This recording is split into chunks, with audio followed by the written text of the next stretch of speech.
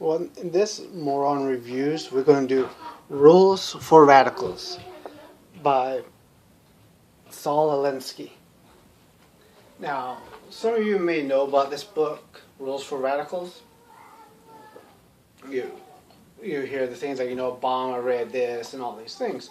I read this years ago. I've read this several times. Well, actually, to be honest with you, it's a very well-written book. It's a very good book. And really, it isn't as bad as they make it out to be.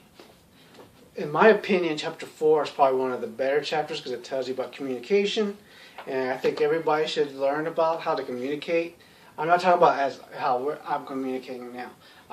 When you're talking to a group of people, you want to persuade them to a point of view. You got to do it through their experience. This book is very good about stuff like that.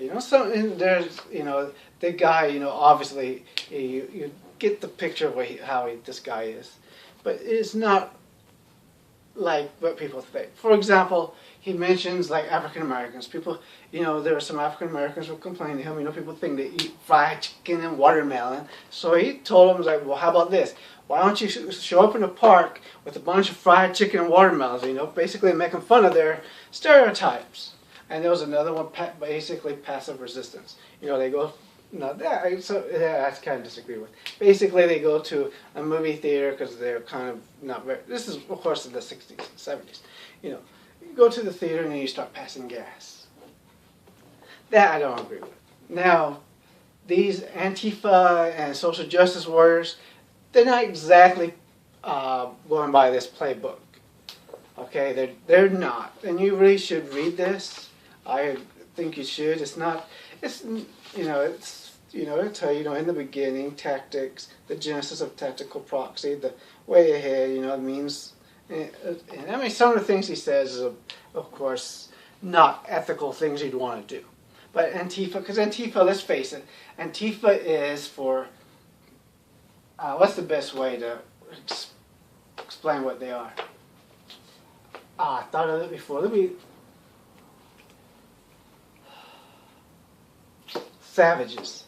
Antifa are basically violent savages. That's all they are. They attack anybody that disagrees with them. Everybody disagrees with them as a racist and a fascist and all that. They don't know what those words mean. They really do not know. Or you're a Nazi and everything. They don't know what free speech is. Free speech is you allow other people to speak that you disagree with, no matter how nasty what they have to say. People are like Noam Chomsky and these other. Obviously, I mispronounced the name. They mention these type of things. Thomas Paine and people in the past. Remember, they've said such things as, "I may not agree with what you say, but I'll defend to the death your right to say it." And also, the reason why you want to allow some of these people to speak is because that way they're not going to just be keeping it to themselves and doing things silently to other people. And these Antifa people, they're showing their true colors. And please don't equate that to liberals. I'm not a liberal or a conservative, but don't equate them to liberals or conservatives. Liberals and conservatives are obviously liberals. That's what people think of. They're not. And then they're basically Marxists. And some of you may have read like what Mao used to do. Remember, he would shame people publicly, like you see at Evergreen College. The professor's standing there and they have them surrounded and they're yelling and screaming and stuff, like humiliating them. And you'll see that if you look up Mao, his tactics, you'll see a politician's up there giving a speech, and all of a sudden he's surrounded by a bunch of these thugs from Mao, these savages, and they're doing that. They're savages. They're violent savages. This book does not endorse that savagery. It does not. So please don't be thinking Saul Alinsky endorses that stuff. And as for Obama, apparently he has read this book. So what? And of course, I want to talk a little about this immigration thing. People complain about the Muslim immigration, stuff like this. Let's face facts, okay? If Bush did not attack Iraq, we would not be in this mess. All right? Also, if we did not overthrow the democratically elected government of Iran in 1954, I'm part Iranian, we would not have this mess. If we did not bomb Lebanon. Remember Lebanon? People used to go on vacations in Lebanon. It used to be beautiful. A beautiful country. Check out Lebanon. And why was Lebanon destroyed? For Israel. I'm not saying Israel's a bad guy. They're not completely, because they have a right to defend themselves and they have a right to exist. But and the problem with immigrants, the only problem I have with immigrants, a lot of people, they complain, well, white people are going to go extinct and all that. That's not my thing. Not into that. I don't care. Okay? Because you may say, well, you don't care if white people. Let me explain something. Okay? In 1,000 years, they're going to be pretty much mixed, because black people are going to disappear too. We're all going to be darker skin tone if you're white. If you're black, it'll be lighter skin tone. Your descendants will be.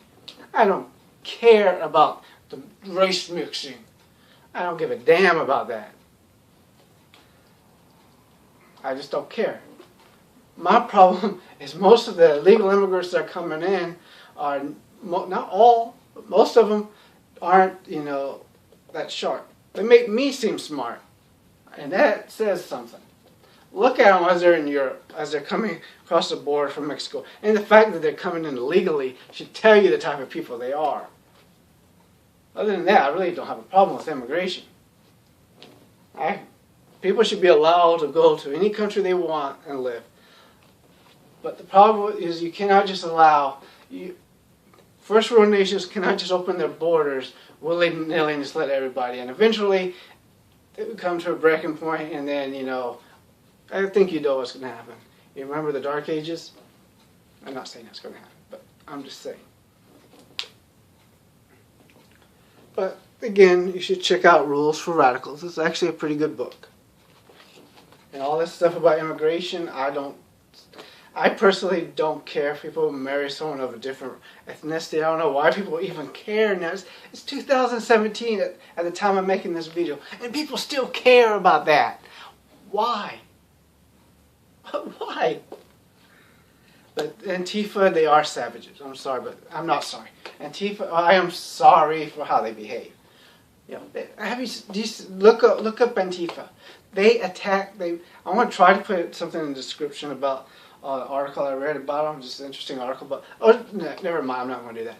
Just simply Google why is Antifa so violent, and read some of them. Just read some of them. I don't need to put it in the description. You can read the description, because I do have a link to another website where I sell ebooks. One of them is, of course, the similarities between social justice warriors, Antifa, and religious people. I think you'll like that. Another one is, of course, social justice warriors versus zombies. And all my ebooks are 99 cents. I know some of them I wrote as long ago as 20 years ago. They were not ebooks then; they were just regular. I was just writing just to write. But this is a very good book. I'm not sure why people complain. And of course, propaganda. I am going to put that video in the description. I was watching the Bible Reloaded. They did something called the Torchbearer, and the people not the two guys, not Hugo and Jake, but the duck guy in the video, he does a good job with propaganda. And if you watch it, and Hugo and Jake, they break down the rules of propaganda. That's why I'm saying this is a good book to read. But here's another book. I already mentioned it before, Mein Kampf by Adolf Hitler. He does a pretty good job too with propaganda, except for this is a very disgusting human being. And when you read his book, you see how psychotic he is, which is why I say you should read his book.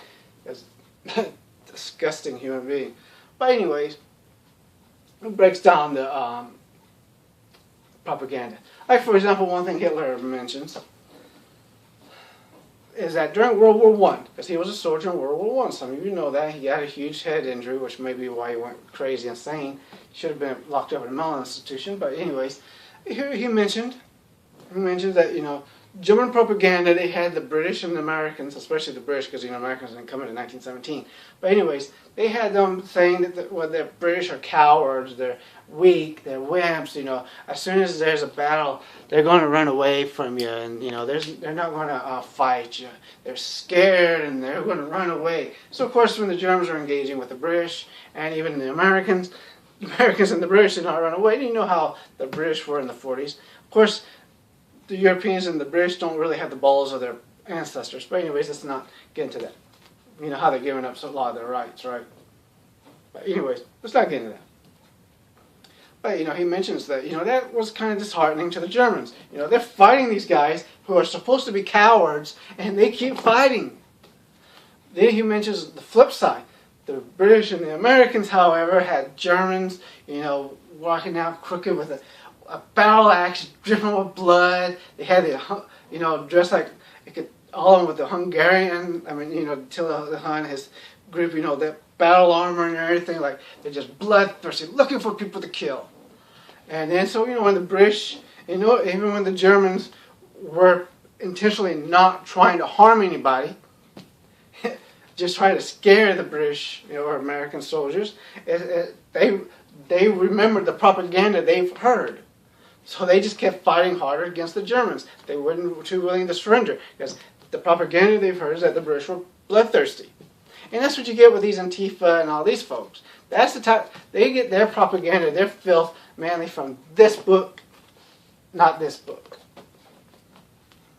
Because what do social justice warriors, what are they doing? What's the media doing? I don't care if it's the CNN or Fox News. Liberal, conservative media, they're all basically the same. What do? Anyone that disagrees with them, they're evil, they're bad, they're libtards or conservatards, they're stupid, they're ignorant, they want to take away your rights. Both of them say they want to take away your rights, just different rights. And they belittle and dehumanize the other side. It makes it easier to attack the other side. Social justice warriors and Antifa are even better at it. That's why they attack the way they do. They make it like anybody who disagrees with them is just basically Nazis and fascists. Smash the fascists. That's why they're so evil and hateful. You really ought to watch that video with Hugo and Jake, and you should read this book, learn about propaganda, and read this book, Rules for Radicals, by Saul Alinsky. Bye.